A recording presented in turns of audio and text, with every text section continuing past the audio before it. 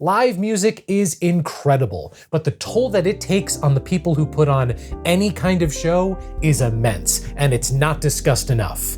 So let's discuss it. But first, we gotta set the stage. February 2nd, 2025. Chappell Roan is a wizard. When she won the Best New Artist Grammy, she said, I told myself, if I ever won a Grammy and I got to stand up here in front of the most powerful people in music, I would demand that labels and the industry profiting millions of dollars off of artists would offer a livable wage and healthcare, especially to developing artists.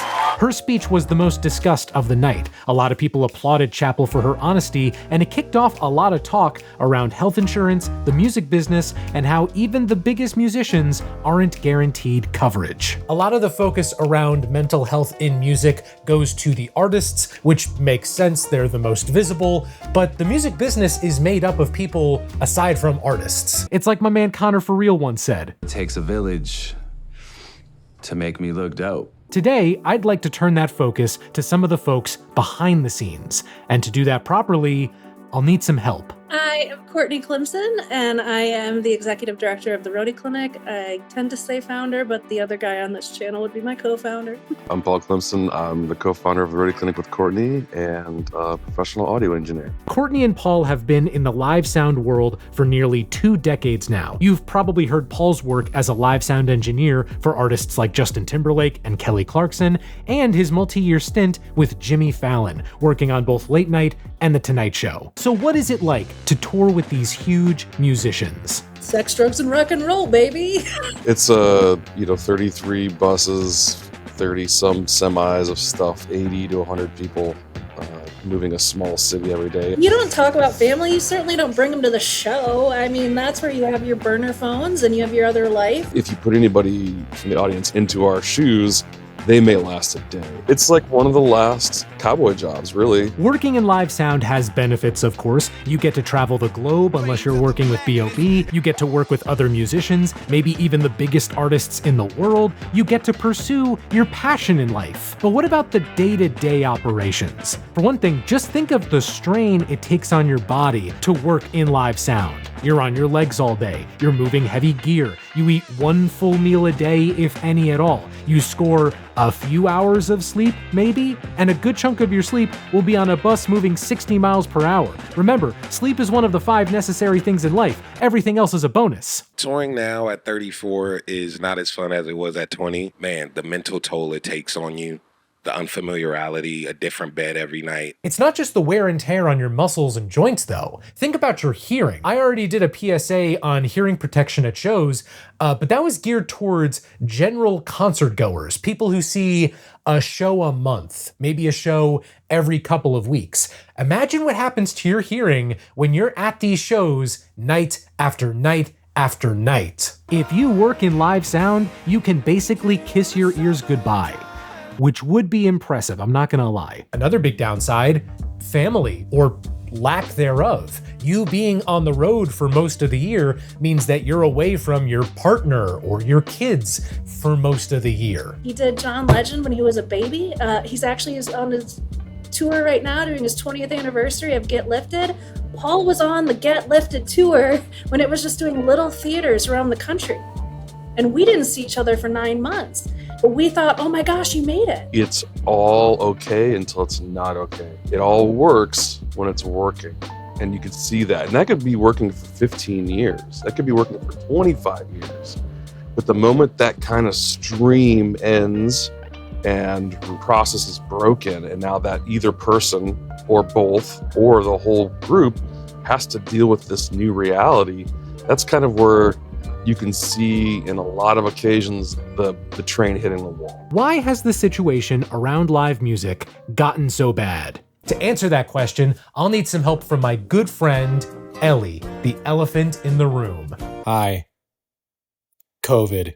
It shouldn't be a hot take to say this, but that one massive disruptive pandemic still has a lasting impact on our lives. I see people bring it up when it comes to concert etiquette and how folks don't know how to behave anymore, but it goes deeper than that. Pre-COVID, it was the rodeo. It was whoever, whatever, just go work until you drop. Then we lost 20% of our workforce over COVID, and some to death, yes, but others to, like Paul. He did one major tour after COVID, and then I retired him from the road, built him this studio and said, you're done. Like, there's this client and this client that you are allowed to leave for, and the rest, no, they're on the list.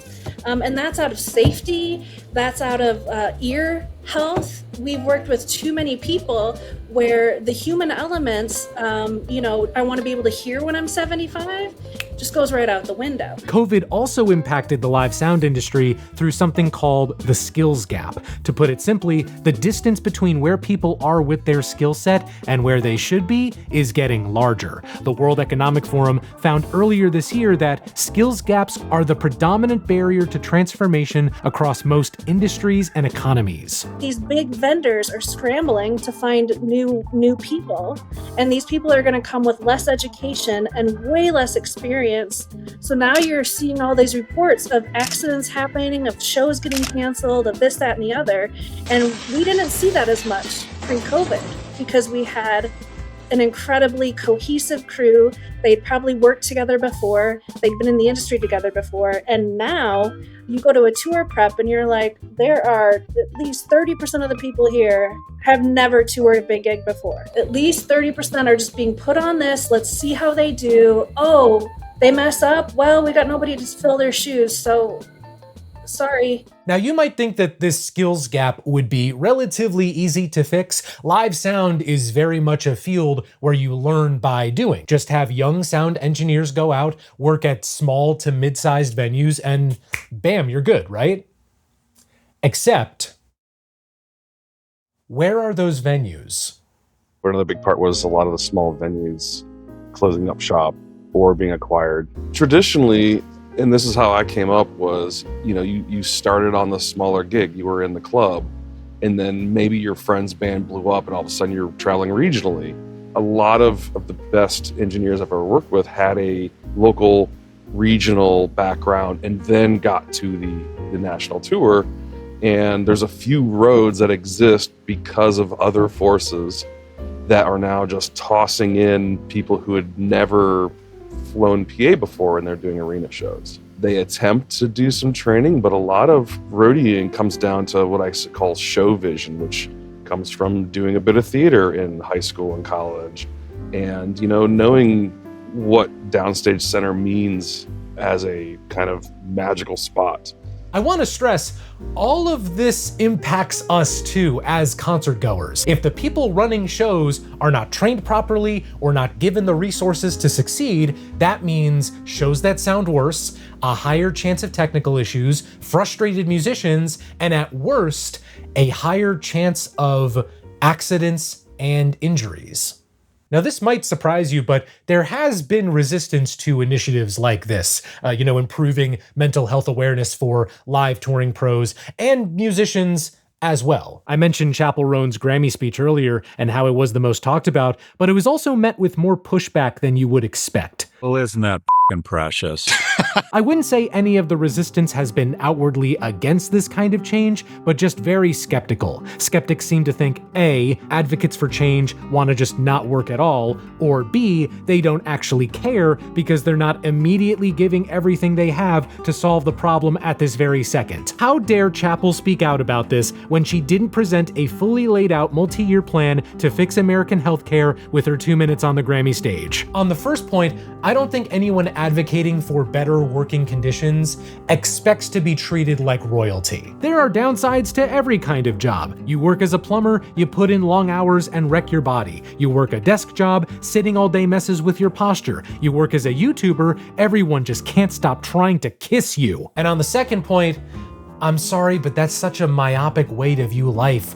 What, just because the world has operated in one way means that it should and always will operate in that way? Incremental change is a good thing. It's not as satisfying as changes happening overnight, but those kinds of changes don't usually happen in life. Nothing worth having comes without working at it consistently. And some of that is a generational curse of, this is how we used to do it in the old days, but times change, things change.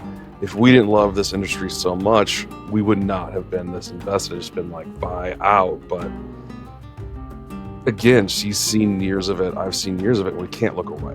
No one is expecting to erase these issues with the wave of a magic wand. They just want to make sure that those who contribute to a $20 billion industry have a reasonable standard of living.